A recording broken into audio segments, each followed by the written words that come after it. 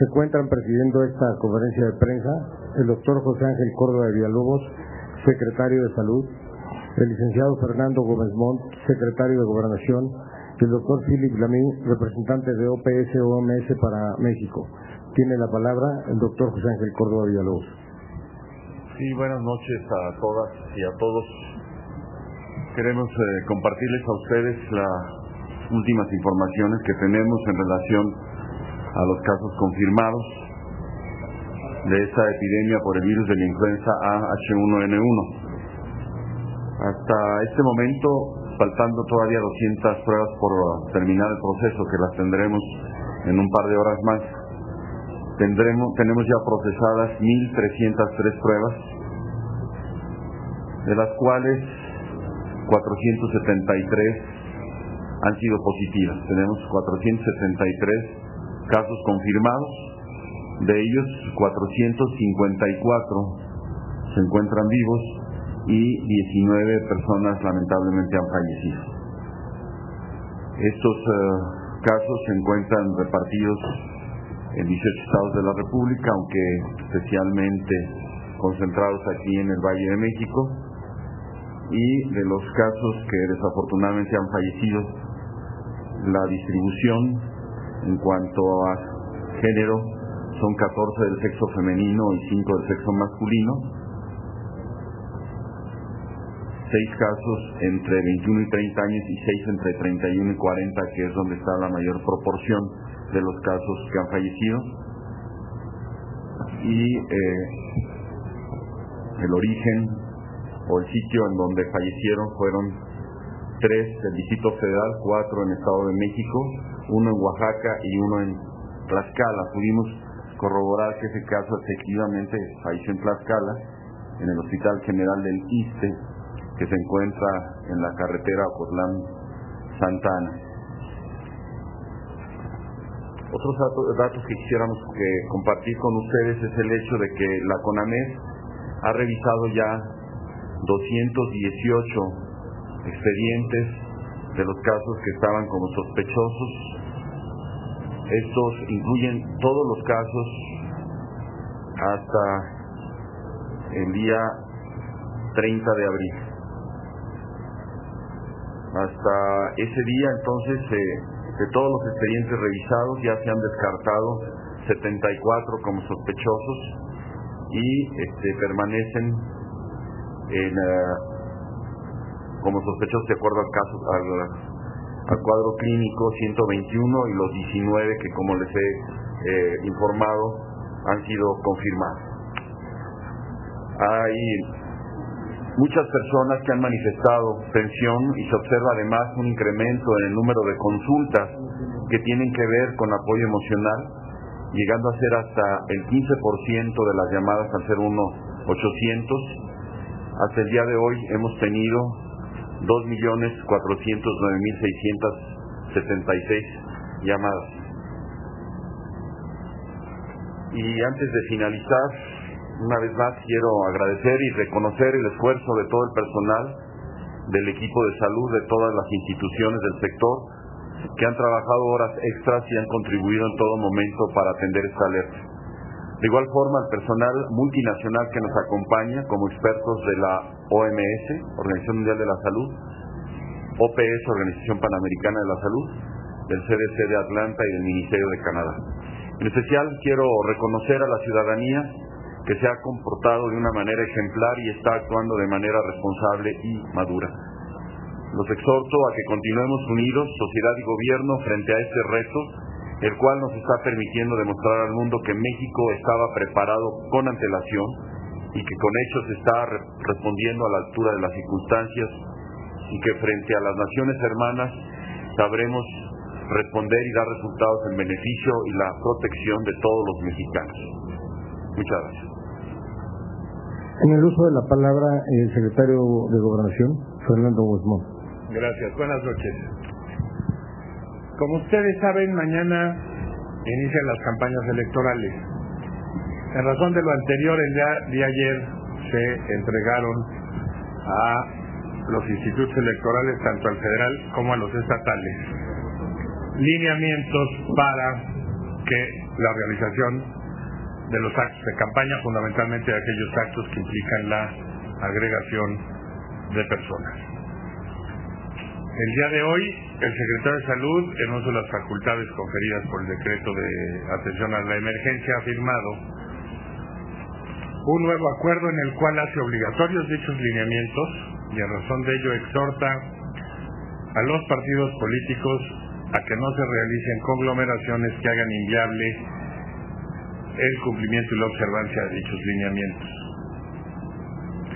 En este sentido, debemos señalar que los partidos políticos han presentado en todo momento apoyo a las medidas sanitarias y, sobre todo en el IFE, han expresado una actitud solidaria y comprometida con el gobierno para la atención de dicha emergencia.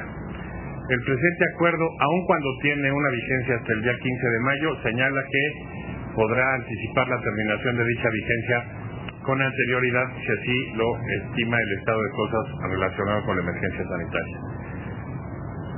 En este acto reconozco la labor de los partidos políticos a través de sus dirigencias, de sus representantes en los institutos, inclusive a través de sus legisladores en este sentido, y estamos ciertos que el exhorto que ahora se hace será cumplido por ellos y que estaremos pendientes de que los actos de campaña y divulgación política, tanto en lo mediático como en tierra, se realizarán de tal manera que no se multiplique los riesgos de contagio para los mexicanos.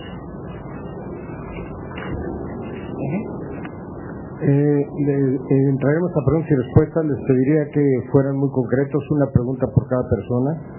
Iniciamos con Guillermo Barros, de AFP.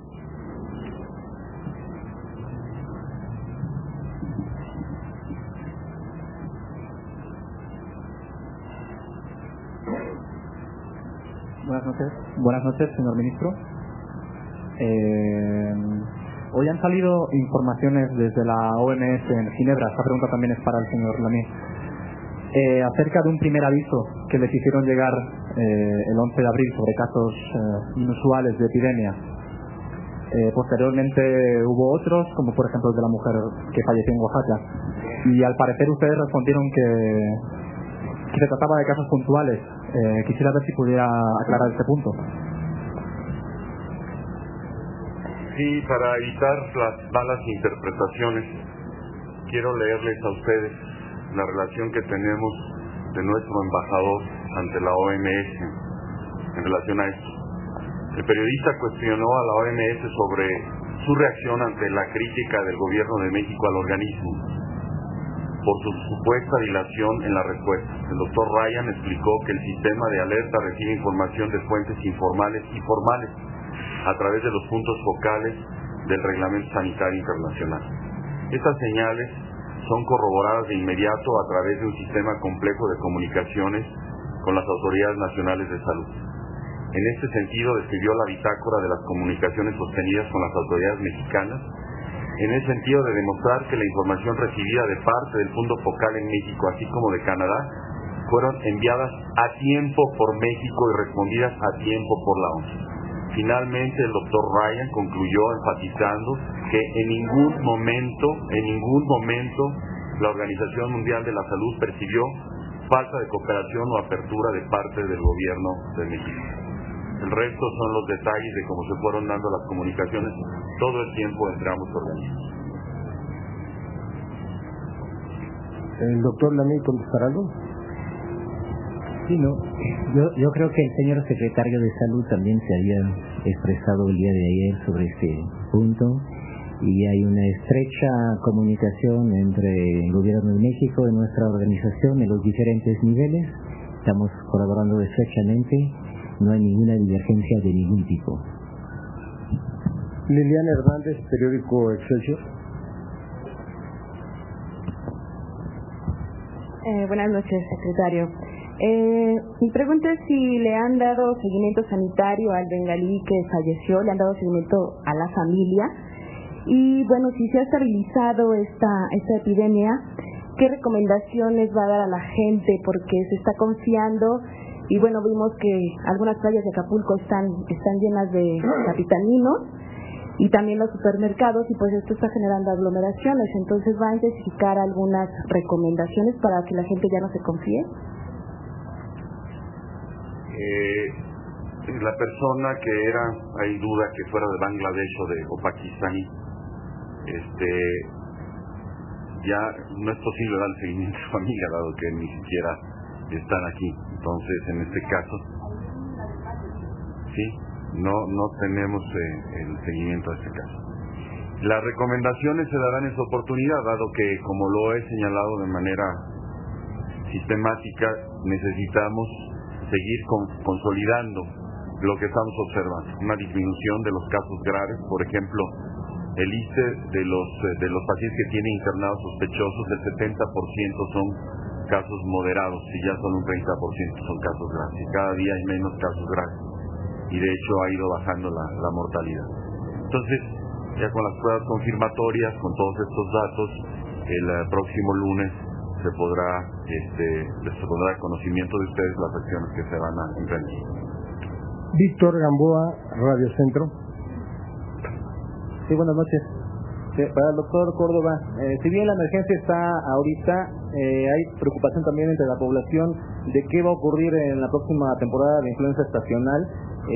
¿Qué tan factible es que se cuente una vacuna, tomando en cuenta la facilidad con que el virus muta y pues también los costos y la investigación que se lleva a cabo? ¿Qué tan factible es que para septiembre, que inicia la temporada y que se empieza a vacunar de influenza, pueda haber una vacuna?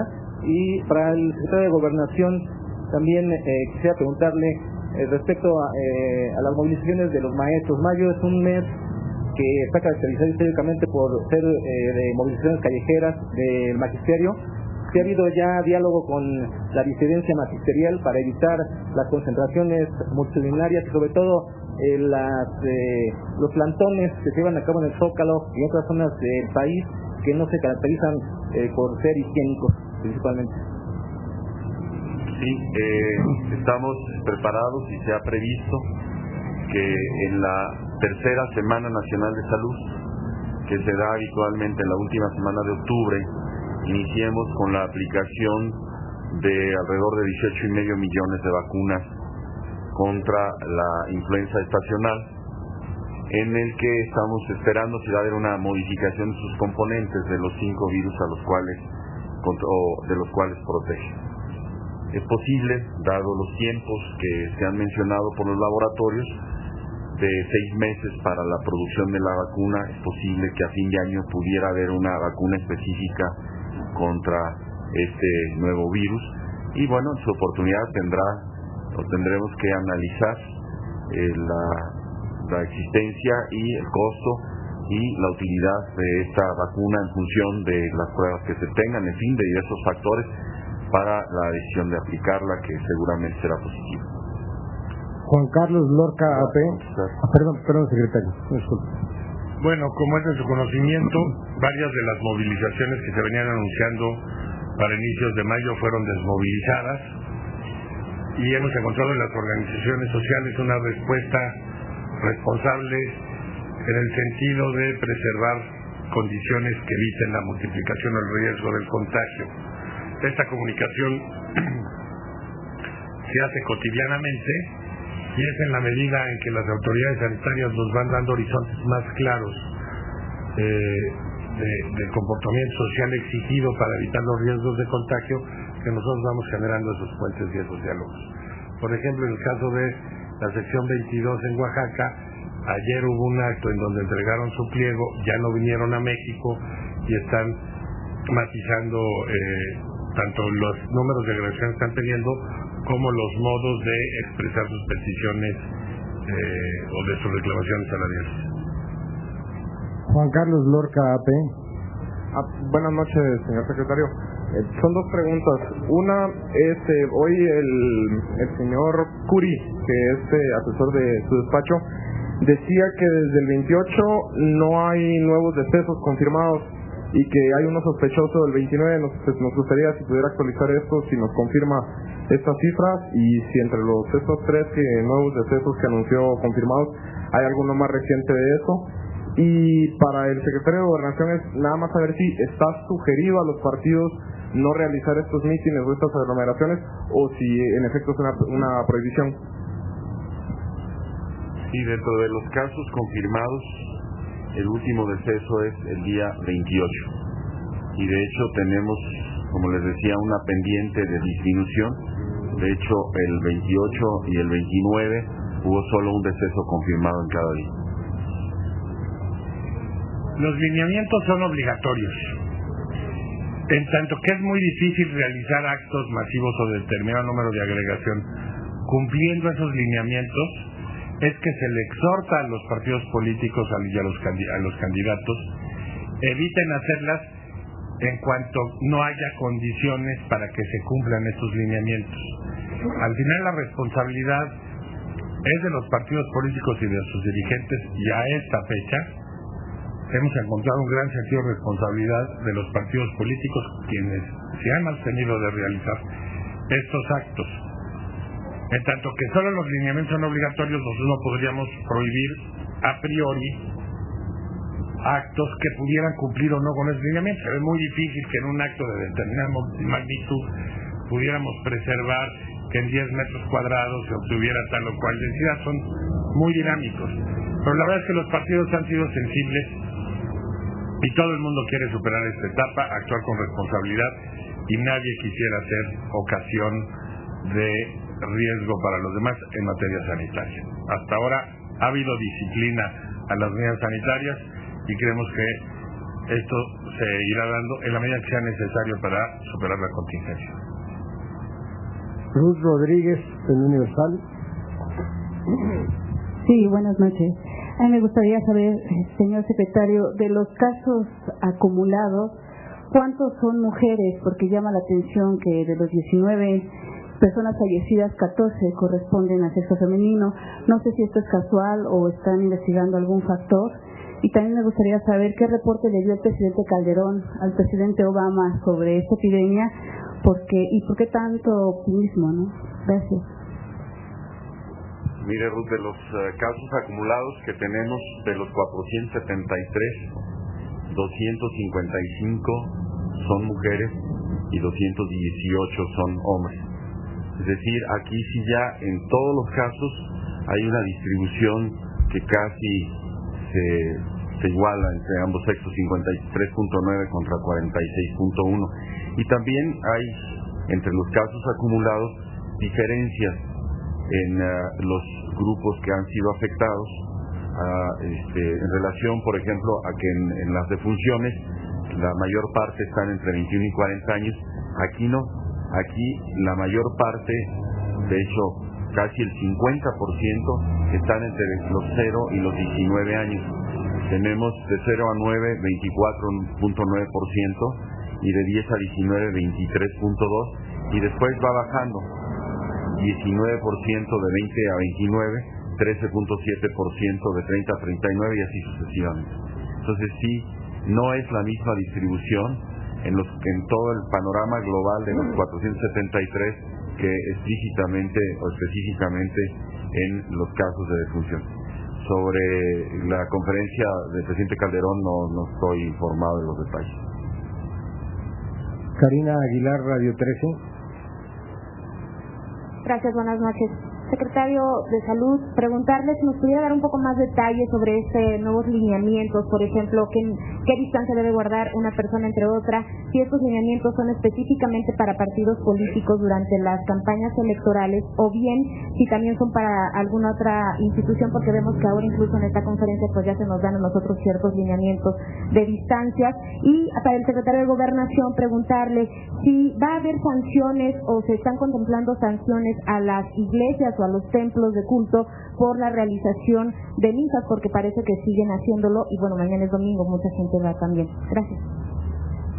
A ver, mientras revisa los lineamientos el secretario. No, en principio,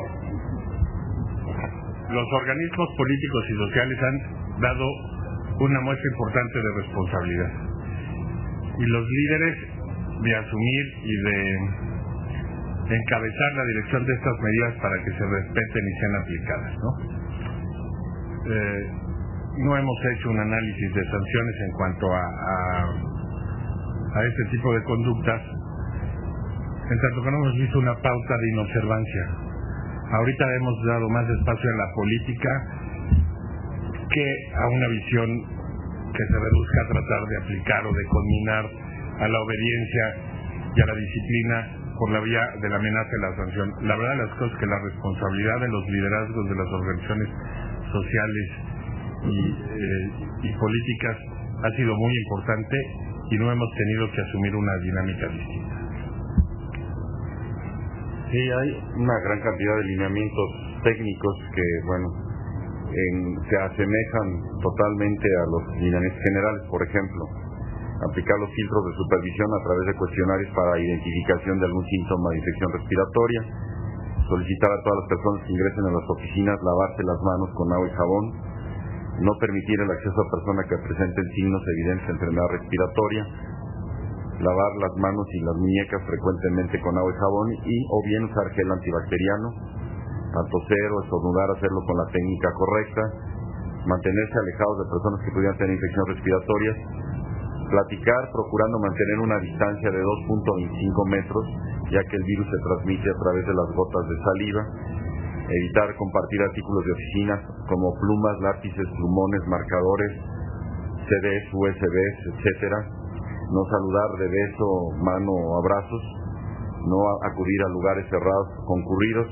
en fin, son prácticamente los mismos lineamientos generales que se han dado. Sí, que se aplican específicamente acá. Quizás la diferencia es la distancia que debe haber entre persona y persona para evitar que haya una transmisión de virus. Por favor.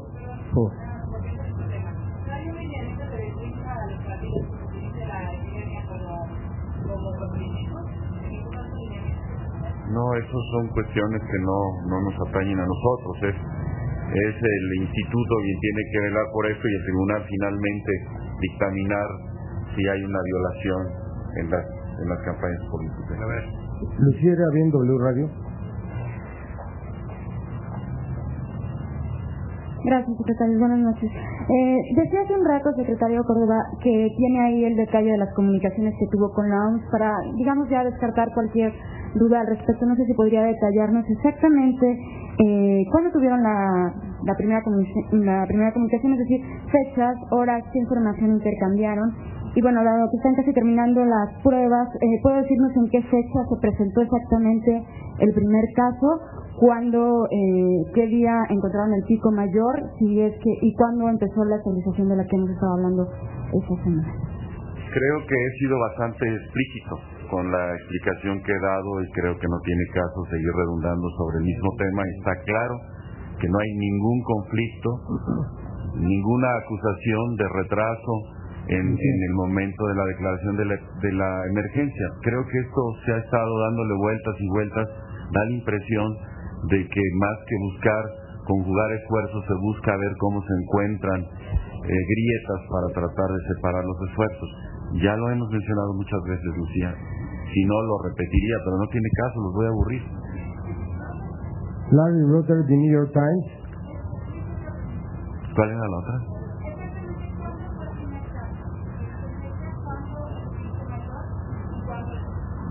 También eso lo hemos estado mencionando. El caso índice para nosotros fue el día 16 de abril, el caso de Oaxaca. Ahí fue donde, precisamente porque fue un caso que falleció. Y a partir de allí, entonces se hace una investigación exhaustiva, se envían posteriormente las muestras a Canadá y el día 23 nos avisan de que se trata de un virus nuevo. El 16 se hace la alerta epidemiológica, el 23 se inicia todas las estrategias de la fase prepandémica y pandémica. Larry Rutter. Señor secretario de Salud, tengo una pregunta acerca de la tasa de reproducción del nuevo virus, el llamado factor R0. Entiendo que con la influenza A tradicional, el R0 es entre 1.7 y 2.8. con los datos ya disponibles, ¿ustedes han logrado establecer el R0 de este nuevo virus? No, lo pregunté justo hace un momento y me decían que todo el grupo de epidemiología que está estudiando esto no ha podido todavía hasta no tener más completos todos los casos. Lo único que sí podemos hablar es de la tasa de letalidad en función del número de casos positivos en relación al número de casos fatales, que sería el 4.0. Ángeles Cruz, La Jornada. Buenas noches, secretario. Yo le quisiera preguntar sobre estos casos que aún permanecen como sospechosos de los muertos, ¿de qué manera se va a confirmar o a descartar que hayan fallecido por causa del virus nuevo?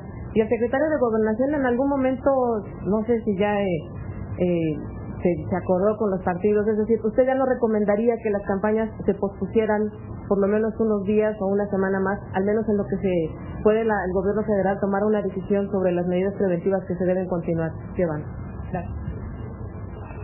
Sí, Ángeles, estos casos sospechosos se siguen avanzando en los que han tenido las muestras, para tratar ya de descartar totalmente aquellos que no lo sean. Al final, como se los he mencionado, va a haber algunos casos que van a quedar así porque desgraciadamente fallecieron y no se tiene una muestra para poder tener la confirmación, y también en el estudio del expediente clínico no hay elementos para descartarlos.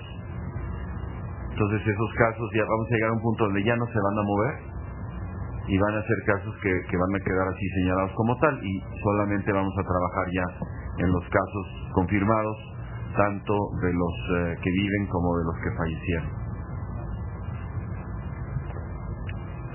Por lo que toca a la realización de campañas, primero el gobierno federal ha venido adoptando medidas preventivas y recomendando medidas preventivas. De ahí la autoridad, no solo técnica, sino legal, que ahora le está conferida al secretario de Salud en términos de los decretos respectivos. 2. Hoy no existe información sustentable seria que nos lleve a tomar decisiones de un plazo mayor que nos permita suponer que es necesario postergar fechas electorales fijas. Entonces, en la medida que no tengamos esa información, no tiene ningún sentido postergar esas fechas electorales, sino asumir disciplinas que nos permitan realizar estos actos de campaña con seguridad, con certeza y abatiendo los riesgos de contagio a la población. De ahí que no se hayan tomado medidas distintas a las adoptadas y que los lineamientos sean condicionamientos de modo de cómo hacer las cosas para hacer actos de campaña. Aquí debemos expresar que hay una multiplicidad y una diversidad de actos electorales que no necesariamente requieren de la aglomeración masiva. Muchísimos, los que se hacen por vía telefónica, por vía mediática, los que se hacen por vía de visita domiciliaria, de reparto de panfletos en las calles, muchísimos, que en donde se pueden dar pequeñas reuniones con el cumplimiento de estos lineamientos, que se pueden dar de manera suficientemente segura y en donde se abaten los riesgos de contagio. No tiene ningún sentido tomar decisiones a este momento con la información conocida que nos llevaran a radicalizar esas medidas en términos de diferir procesos legales completos. En tanto no se está dando esa información, no están tomando esas decisiones. José Enrique Arrioja, Bloomberg. Secretario, buenas noches. ¿Podría usted dar un poquito más de detalles sobre cómo avanzan actualmente en estos instantes las conversaciones para el desarrollo de esta nueva vacuna que usted dice que posiblemente pueda tenerse para finales de este año? ¿Está México activamente conversando en estos instantes con laboratorios y con otros países para co-desarrollar esta vacuna? Y en segundo término, secretario, muy rápidamente, ¿qué le está diciendo usted al presidente Felipe Calderón sobre esta situación?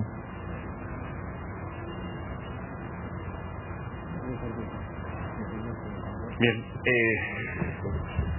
hay un compromiso de los países para que en los casos en donde se presenten estas situaciones de nuevos virus, incluye el caso del virus de la influenza aviar, se ponga a disposición de la Organización Mundial de la Salud para que ella pueda hacer la distribución a los laboratorios para que se pueda iniciar la producción de la vacuna. Eso tiene un orden, hay un compromiso, hemos cumplido cabalmente con el compromiso, y por otro lado, como lo he mencionado, también con el Instituto de Biotecnología. Sin embargo, ahora son fases muy iniciales que empiezan por el cultivo del virus, para empezar a tratar de establecer todos los mecanismos para la producción de vacuna. Entonces, hasta ahora es lo que llevamos. ¿Qué le digo al presidente Calderón? Bueno, estamos en comunicación continua, frecuente, informándole de los datos nuevos, que en general también él ya los tiene, o tratando de precisar algunas situaciones, informándole del comportamiento que tienen en la evolución que se tiene de la epidemia, comentando de acuerdo a lo que en conjunto con los expertos vemos cuál podría ser el panorama sobre las acciones que se podrían tomar. En fin, tratando de enriquecer el diálogo, y no nada más con él, sino prácticamente con todo el gabinete, para en conjunto ir analizando todas las acciones y estrategias que posteriormente se puedan desarrollar. Esto es básicamente. Perdóname. Aún no, específicamente con ningún laboratorio, no, porque esto sí, insisto, primero tiene que tener la calificación, digamos, de la OMS, para después que esto se pueda ampliar en la producción privada de las vacunas. Louis Egan, Reuters.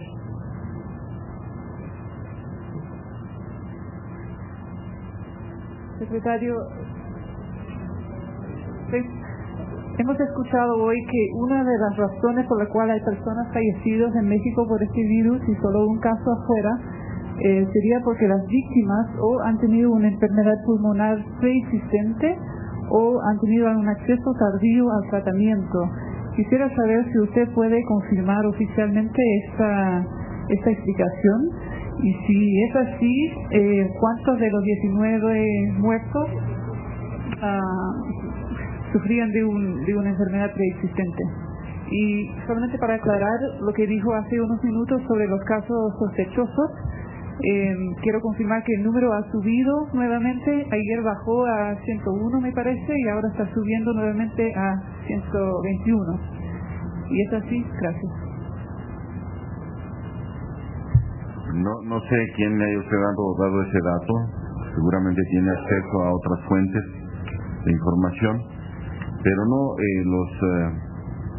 afortunadamente los casos que se tienen que estudiar de ayer a hoy son 11 nada más. Entonces no sé de dónde obtuvo ese dato. Los datos que se sumaron pues a los que estamos estudiando. Sí, desde ayer a hoy, pues, de los casos probables, sospechosos, que se van a estudiar, porque fallecieron en el transcurso de las últimas 24 horas, son nada más 11, y son sospechosos, no están confirmados todavía ninguno. ¿Sí?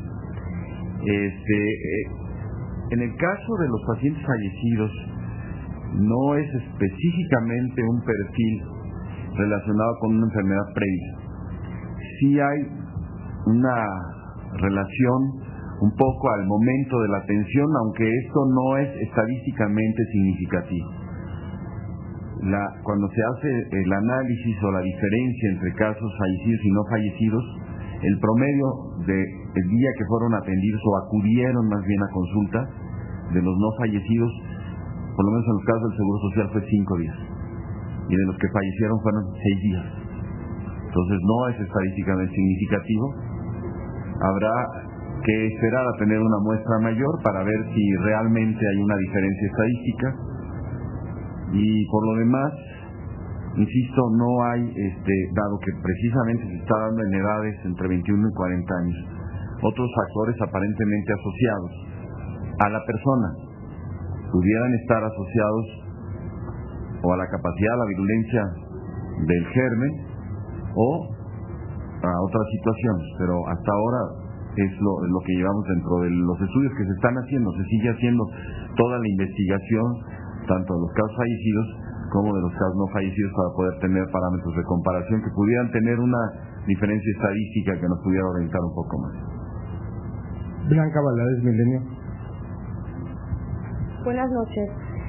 Secretario de Gobernación, yo quiero saber si durante esta contingencia el crimen organizado, el narcotráfico, dio alguna pauta, alguna tregua, o cuál fue el comportamiento, si nos puede hacer un balance. Y también, secretario de Salud, yo quiero saber si nos puede confirmar una información que empezó a circular en agencias de que, de acuerdo a la CDC, el virus que ahorita estamos sufriendo salió de Estados Unidos. Gracias. Primero, no hemos cruzado el comportamiento de homicidios vinculados a la delincuencia organizada con las fechas derivadas de la atención del virus. Ha habido una baja sensible en algunas partes del país en función de los operativos, pero le mentiría si yo le pudiera concluir. La verdad es que yo no he hecho una variable, un cruce en esas fechas específicamente con ellas. No creo que tenga la delincuencia organizada vocación sanitaria.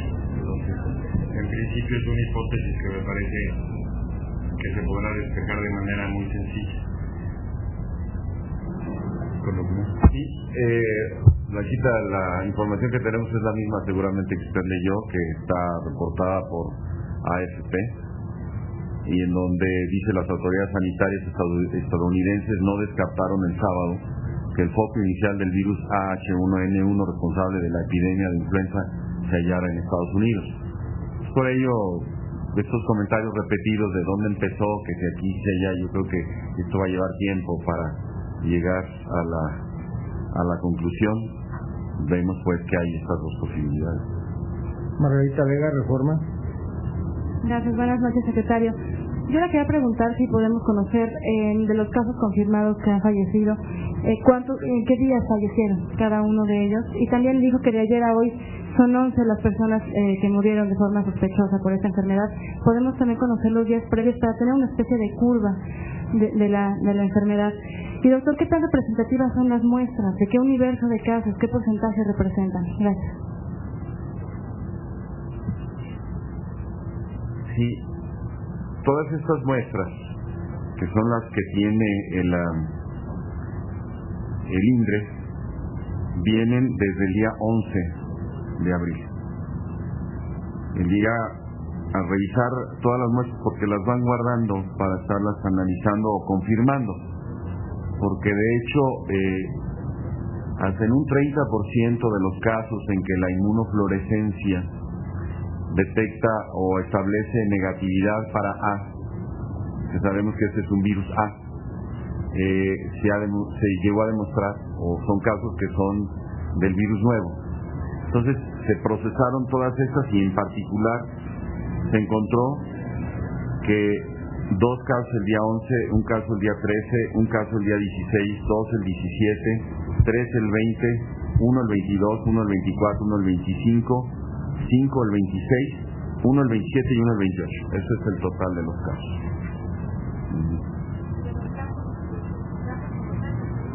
¿Perdón?